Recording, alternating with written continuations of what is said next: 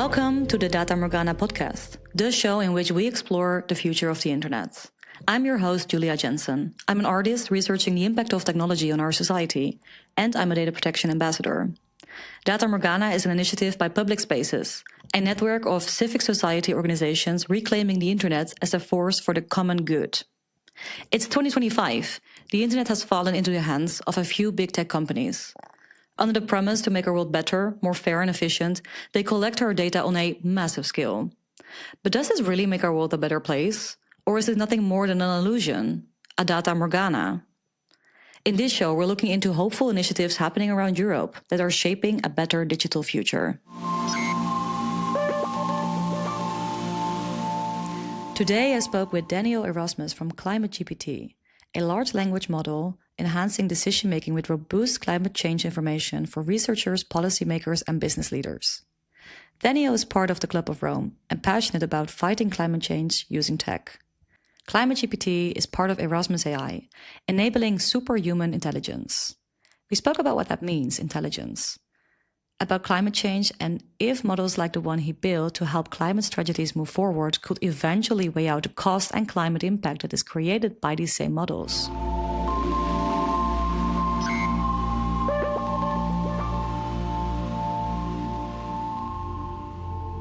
So welcome, Daniel, to the Data Morgana podcast. Thank you. Thanks for being here, and we'll be talking about generative AI and climate change today. And I think these are two very popular themes at the moment. You build large language models with ClimateGPT, and that's part of Erasmus AI. But I'm kind of curious to hear a little bit more about your background and how you ended up in working with AI before we talk about the whole climate topic, because that's super interesting. But let me ask you to take us with us on that story on how you ended up in AI. So we were doing big data before that, and so spent a quarter of a century building global scenarios. And the way you do scenarios is you basically get on a plane, you fly around, you find the most interesting people on Earth, and you talk to them and you listen to them. And you spend a lot of time in a very specific way listening to what they're saying. And often what they're saying is far more interesting about things that they don't know about than what they do know about. So outside their field of expertise. And so the process of building scenarios is collecting these large realms of text. But finally, you end up with a little story. It's just a story that tells you about what does tomorrow look like. And in that story, the question was, well, what if you could take all of the news in the world? Could you relate that to the story? Because somehow you'll get a better idea if this story is going to happen or the other story is going to happen. So, and we were doing scenarios at, to C-level, to board level, across ministries, across, so it was a fairly profitable enterprise. And so we decided to invest some of that capital into starting to build collections, at planetary scale. And as you say in Dutch, beetje uit de hand gelopen. So it kind of... It got out of hand. Yeah, it got out of hand. And thank you. And so every day today we process about 250 million URLs. And so suddenly we had these vast collections there. And then I was giving a talk in San Francisco overlooking the Bay Bridge, their beautiful place. And when was this? 4 years ago. And this is sort of before ChatGPT, before these things. And the question was, what's the promise and perils of AI? Mm-hmm. And we'd been building AI systems for a long time, sort of, more old school systems, etc. But I was sort of irritated by the talk, to be honest. And there was a lot of believers in the room. And then I came in at the end and I said, hang on. The real peril here is climate change. Mm-hmm. It ain't AI. The real peril here is this incredible planetary scale, systemic changes that are underway and has already happened. We just, at the beginnings of experiencing that. And it's not that it's out of the realm of political, technical, social, economical actions. It's just that we're not doing it. Mm-hmm. So while we sort of blind ourselves to these debates, and there's many debates that are important in the world, the real peril here is climate change. And the more interesting question is, how can we use AI to help us address this peril rather than kind of pontificate from the side of, I have some cynicism about much of the AI debates at this point in time. And so instead of chasing artificial general intelligence, what we did was we focused on saying, well, let's focus on this one thing. Let's build a small model, not a big model, but a small, outsized, capable model. And so we built small, democratically accessible models. It's open source, it's free, you can download them, you can run them. To date, 15,000 developers, communities have started working on the models that we've built. And there's more to come. I'm sure that the number of that is a little bit old there already. And so what we did with that model is we built a model which would enable to ask us and understand the specific question. And a few strange things happened. The one thing is we realized that this model was outside capable. It could do things that many of the larger models which require a lot more energy. So we could get the same level of results with 12 times less CO2, 12 times less carbon. We were the first model to have been built on completely green power. So it's hydroelectric power. Sorry. And you're comparing that to like ChatGPT or DeepSeek or other... The range of the models at the time. So that was benchmarks when we published the paper. Right. That was across 7 climate benchmarks. We extended some of the benchmarks. And that was compared with the model 10 times that size. The typical models which are run globally are models which are, almost 200 times that size. Yeah. And why is that? Why did you reduce that impact? We did that by focusing on a very, very special domain. And the benefit is we had these large data sets. So if we started by saying, let's put extreme weather into the knowledge of this model, we could run searches because we have around about 100 billion articles now. We could run searches, pull that through. And I knew, in 1,000 years, none of the bigger players would do this because this is sort of outside. Although this is a globally, existential issue that we're facing, humanity, their focus is elsewhere. And, with all the, God bless them, what they're doing, it's all fine. But we felt that let's make a model that's small, capable, deep climate knowledge, factually grounded in where we are in climate. And it's an evolving, topic. It's evolving capabilities, all of those things. And enable and tool humanity. So because we're going to have to buy the tens, hundreds, millions, billions of people change our entire system. Yeah, but how do you set the framework for that? Because deciding what is a climate-related topic and what isn't is also pretty hard. And it's also a human intervention, right? Who is deciding that?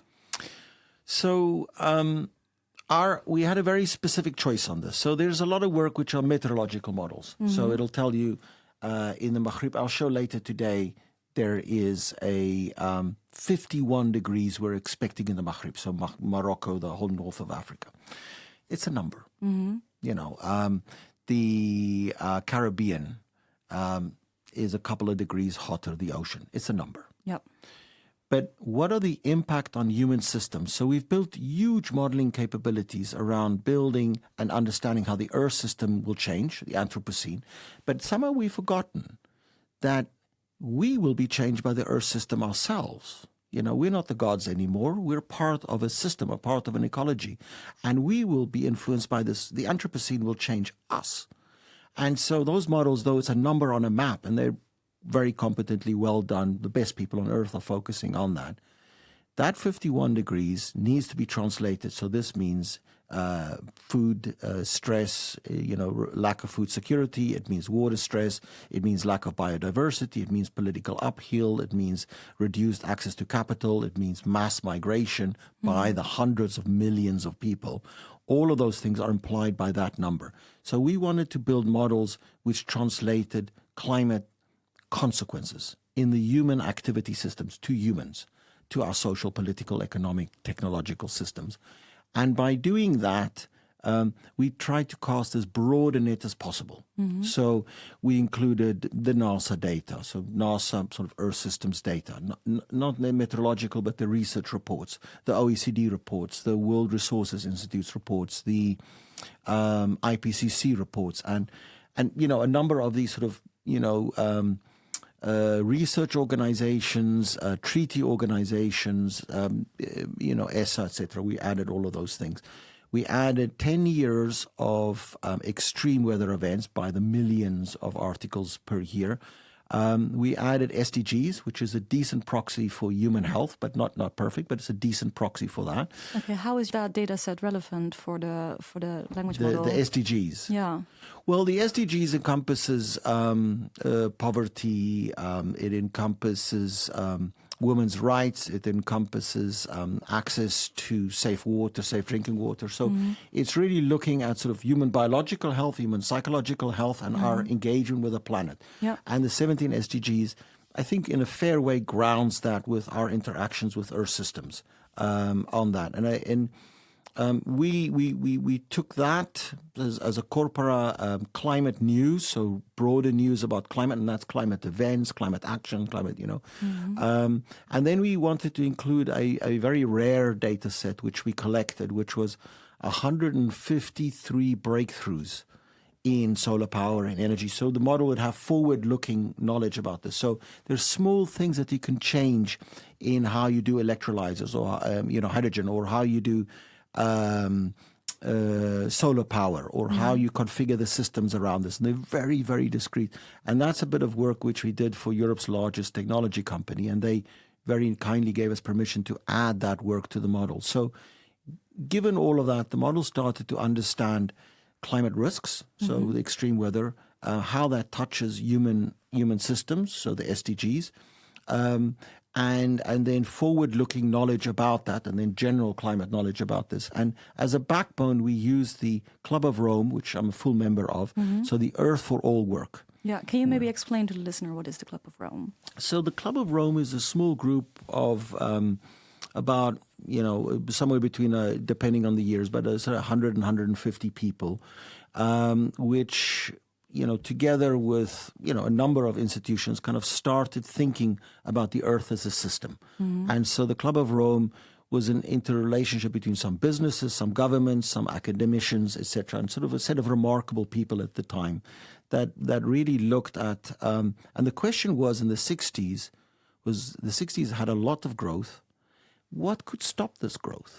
What are the things that could stop this growth? And so they ran, a good friend of mine, Jürgen Randers, together with Dennis and Donatella Meadows, ran simulations on computers and said, we are going to cross the biosphere, and that's going to have a massive impact on growth. And so they issued this report, The Limits to Growth, which is now, over 150 million copies have been sold. There's a 50-year update. And so the Earth for All work was a 50-year update by the Club of Rome about what are the 5 intervention strategies that we can do to change our trajectory in terms of climate change, but also in terms of human health. Yeah, quite visionaries on what might go wrong if we keep on growing endlessly. No, quite visionary about what we could do right. Yeah, okay. Yeah, about changing. So rather than paint a apocalyptic view, and yes, these things are concerned, these apocalyptic views doesn't motivate people. It leads to nihilism. Yeah. So although there are clear... Create a new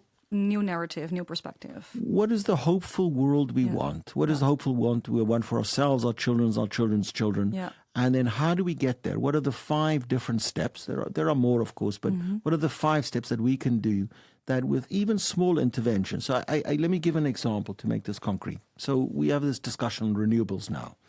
So more or less, I mean, the numbers might be slightly off, but it's a bit old work, but it's in the general area, right? So since solar power came, we've had 18 doublings of solar power. So 18 times we've had double the amount of solar power in the world.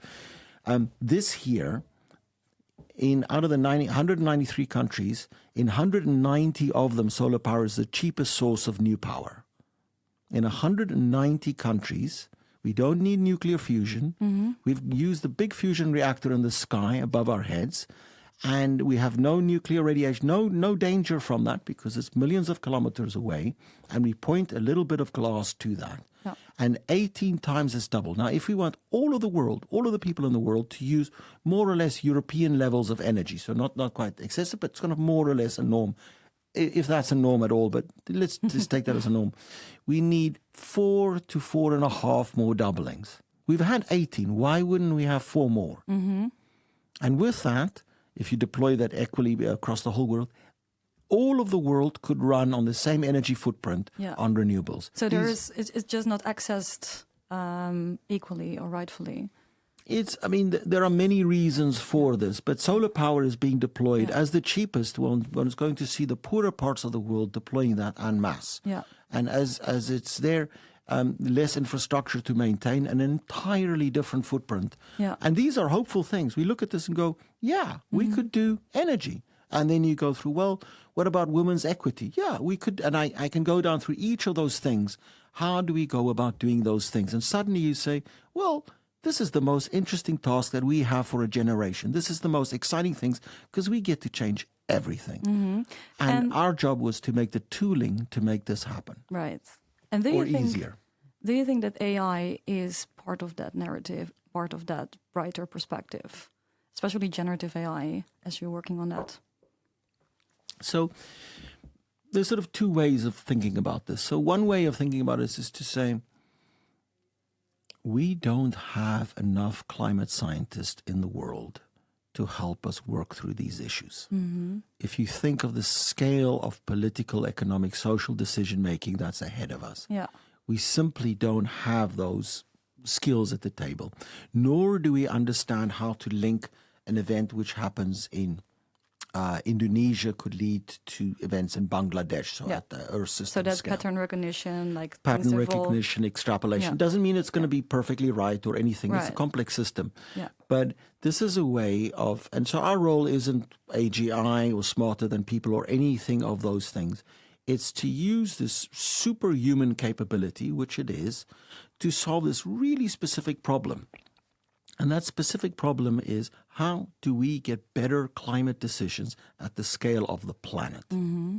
How do we inform decision makers at the scale of the planet of the best science, the best thinking, the best possibilities forward? Yeah, but is that a data scientific topic or even a climate scientific topic? Or is it also a societal issue where the endless grow also kind of plays a great role? You're absolutely right. You're absolutely right. Look, the Stern report, which is now more than a decade old, was very, it's 1 to 2% of global product is what we need to spend. Mm-hmm. So we have an existential problem. We're discussing at the moment spending 2% and above on defense. We're not having the discussion of spending 2% on climate change, which is a structural and a far more dangerous issue in the medium and long term. And increasingly in the short term. So if you start to think about this, why aren't we having those discussions? So yes, absolutely. It's a social, economic, technical question that we have. Social, political, really, I should say. And so because it's perfectly within our means, we can spend it on defense. Why can't we spend this on this? So somehow in our political thinking processes, and there was a fascinating letter. So all of the oil companies in America got together and they sent a letter to George W. Bush. And to say, please change and get more regulation because it's possible to change and the government is lacking. So think about this. The viewpoint from the oil companies in America is fascinating. We can just Google the letter. It's a fascinating letter where the oil companies are asking for the government for more action. Yeah, well, that's interesting and very paradoxical if you compare that to the current state where America and especially Silicon Valley is openly making a villain out of Europe for having too strict regulations and saying, like, you can't innovate because you have rules. We have neoliberal capitalistic spirits and, you try to regulate the market and there's no free market anymore there. So you can't innovate. How does that work out? Well, I can speak to some of that, but not all of that. Just to close my earlier points. So, we have within our economy now, already the capacity to change these things. We have that. But between here and there are decisions. And our goal as ClimateGPT is to help inform those decisions to the best science, the best capability possible, and use the awesome power of AI to help those decisions get a little bit closer, a little bit nearer, and a little bit smarter. Yeah. And simply, we can't change the entire structure of this thing, but we can just move the goalposts and use AI in a fundamentally different ways than how it's positioned there. Yeah. Yeah. Who is we? We're a small enterprise, and it's a combination of a foundation and an organization. but it's just a small group of people to get a sense of that. So there was a broader collaboration building Model 1, but it's about 27 people that built Model 1. Along with that, there was about 50 volunteers and about 100 human evaluators of that model. And so we've kind of continued with a number of collaborations around that to build that. So it's European-based, although a part of the model building team is in South Africa and there. So in that sense, we're the second foundational model, so frontier model, to come out of Europe after Mistral, which is awesome work that they're doing. And we're the first model to have actually come out of Africa. We're the first model to include a sustainability scorecard in our paper, the first model to be fully trained on green power, and the first one to run on green power. So it's quite possible to have very different practices underneath AI than, say, what we currently see. Yeah, because I think that's something that I would love to ask you is like there is, of course, also a climate impact on every prompt that people perform on these platforms. And you're saying like because we use only green energy, that balances out, especially with the contribution to climate research. I don't know if it balances out, but there are best practices that one can employ here. And it doesn't mean that, every chip is going to be perfect or this. All of our activities have impact on the Earth system.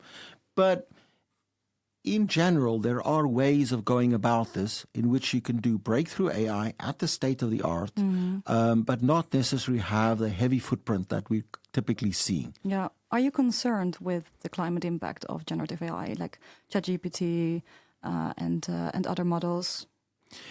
There's in going back and putting my scenario hat on, So the name of the game is kind of the worst thing that you can do in scenarios is linear extrapolation. So it'll be all this way, and you could see this in the DeepSeek discussion. So we've done things 10 to hundreds of times smaller, and getting the same basic level of results in our specific area, not in everything, but in our area. And suddenly people, all their extrapolations about energy use was wrong because there was an invention in China which moved that thing several orders of magnitude down. And so one has to be really cautious about this linear extrapolation because every query will be done this. We'll get a set of breakthroughs on this. Some super interesting work is done on low power chips. And we have to compare this, kind of ground that debate in terms of how much longer term we'll use to run these systems. We get some indication of that, just to give a sense of this. So at this point, data centers are generating around 3.5% of greenhouse gas emissions. That's more or less, equal to airplane travel or shipping. The fashion industry is 14% of greenhouse gas emissions. So if you think of the sort of economic impact of those two things, they're very different, although the fashion industry employs a lot more people. Yeah, and it's growing fastly. It's growing fast, but I don't think one can just extrapolate it in that way. Yeah. So one has to see these things in context. Agriculture, if I just put a climate hat on, agriculture transformation radically changes the amount of greenhouse gas emissions we do. Shipping is not going to make much difference. You can argue the pluses and minuses of that, but shipping's 3%, concrete is 10%. Heating buildings and the built environments is 30 to 40%. So it's not to negate that those practices need to be best, but we have a great deal of other transformations ahead of us, all the way from fashion to how we create our built environment, which can be doing much, much better. Yeah, so let's focus a little bit on the technology itself. So when you open the website, you see, type here your climate-related question, and from there, how does it work? So we give a couple of examples. The technology is open; it's freely available. You can download it at Hugging Face, and we'll provide the models. And in fact, it's quite nice now. There's a mission to the moon, which they put the model on there as one of the achievements, which was quite a compliment. Wait, what? How does that work? They just uploaded the data as part of an engraved totem that sits on the moon. So we'll see if the lander, they sometimes don't quite land the way they should. But so that model then, it's freely available for researchers. So you apply for access. That typically takes 1 day cycle, so 24 hours to approve, and that's being used by everybody from IPCC to, to support some of those activities, all the way through to various universities, to students, etc., etc. And when you're approved, you can start to add prompts. So you can ask a question, sort of, write a climate action plan for my city. Right. Or and what if there is a climate unrelated question? Doesn't done not answer, or it marks it down back to climate change because everything in the end is untangled? Everything's about climate. No, I've been arguing this case. No, models do what they do. They give a best effort. Right. So, there's a set of security things that we kind of built around that to make it safe. Yeah. And I think there are very different visions of that. I can touch on that later on. But models do what they do. They'll just try to be helpful. That's kind of what they train to do. Yeah. But you can go deeper into that. Say, okay, well, what's the vulnerabilities? And I give an example. So, if you say, well, which is the, and let me give an example, and then I'll say where we want to go. So you say, which livestock is the most climate resilient to have in the Maghreb, so in hotter climates? And it'll start to explain to you that camels and goats are much better than cows. And this is why, and it'll cite the scientific, and God bless them, there are actual scientific articles that measure heat stress resilience for these different animals. And you can see immediately you kind of enable people to ask those questions, which make slightly different decisions and enable slightly, let's have the goat then, not this, or let's have that then, not this. And so our tallest ask, our kind of North Star, is that one day we will hope to be able to achieve this. And before I say this, I'll say something else. So ClimateGPT 2.5 is coming, and that'll include the name, location, and amount for every polluting asset on Earth. So the power plant down the road, how much CO2 does that really make? I have absolutely no idea. And how does that compare with the city of Amsterdam? And how does that compare with the farmers? And how does that compare with the current debate of boats with diesel? That part of comparison is very important because then people can understand better. People can understand how to prioritize actions. Right. Because we're not out of the space of rhetoric, we're grounding that. And so we will be adding a 500 million numbers of real emissions data at the scale of Earth to Model 2.5, which will come out after summer. Yeah. And do you feel that people need to take action based on this type of information, that you feel like the responsibility of climate change is on the shoulders of the people making choices? Or is it also on the industry, how things are taxed, if we can take a train instead of, a flight because it's cheaper, and all these kind of things, because we're also kind of victims of the systems that we're living in, right? Or at least bound to those. So how far can people go in making their own choices there? So I studied system dynamics back in the day, and being from the Club of Rome, I got to do the systems. Systems don't exist in their own right. We make the rules. We make our own systems. We're part of those systems. And yes, there's a system agency component to that. Yeah, and people are in other places in that system. So some people have more to say and more to change. Yeah. And so you've got a political component to that, social political component, and that's just standard enlightenment project is like, let's just get the best stuff out there and tool people so that they can understand what's going on, think about this differently, and build social political alliances for action there, so that we're not stuck to a specific debate, whether it's the farmers or the this or the that, whichever debate it is, but we have some insight and we can get some sense of relativity on this. Now, that doesn't mean every answer is perfect or this, but it starts to give us a base level on that. The next bit of that is you start to tool, because companies themselves, there's not enough public money to make this transition. We will have to spend somewhere between $500 billion to $5 trillion every year. That's 5% of global product. We're going to have to spend on adaptation, sort of the related set of actions. And every time we do the study, it changes and the number gets bigger. So that means that organizations, corporations will change. It means the local government will change. It means, we'll have to change their systems. It means countries will change. It means super countries will change. And all of the interactions of all of those systems will change. And so what can we do to provide tuning? So theory of change really is based upon insight and information, and that can result in political scope, building political sense, and draagvlak, as one says that in Dutch. So a broad agreement of people that these are probably better things to do than that. But it will always also tool organizations and governments to take top-down decisions with hopefully better quality decisions on this. And we're doing some very interesting work on policy as well. Yeah, interesting. And maybe completely like different type of question, but I'm wondering because you've been posing a lot about these systems being superhuman intelligence or like social intelligence. What is your notion of intelligence in this context?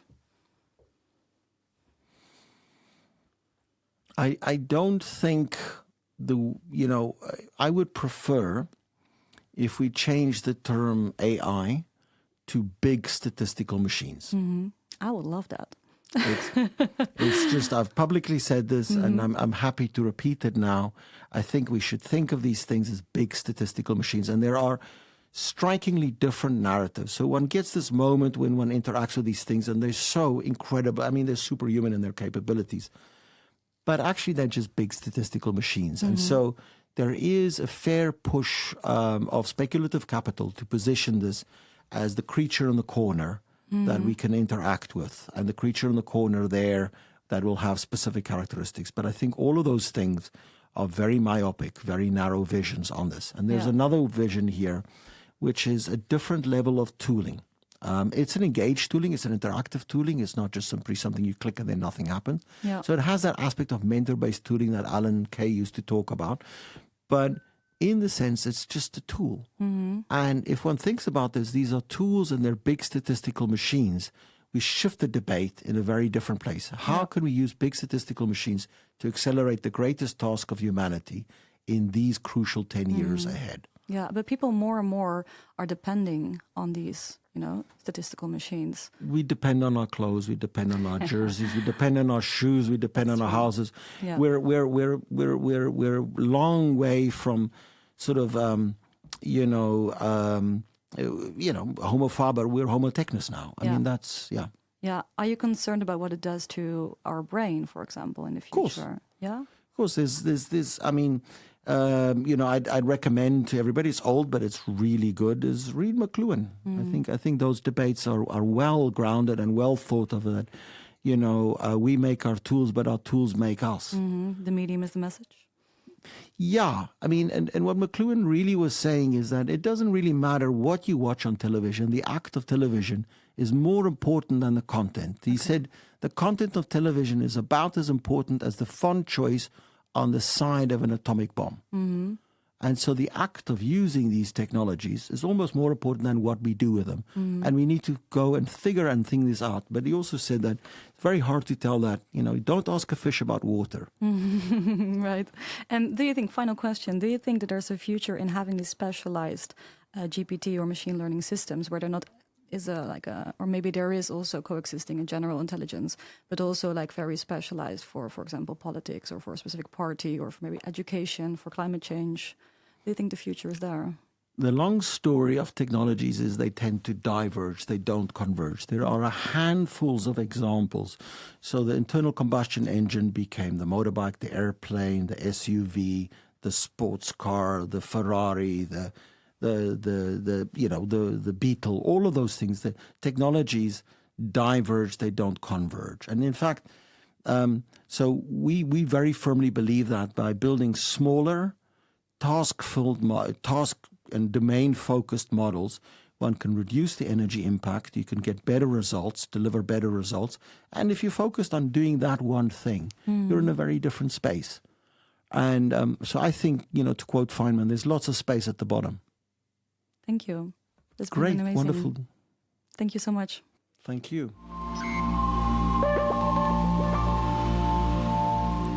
Data Morgana is funded by the European Union. Views and opinions expressed are, however, those of the authors only and do not necessarily reflect those of the European Union or the Directorate General for Communications Network, Content and Technology. Neither the European Union nor the granting authority can be held responsible for them.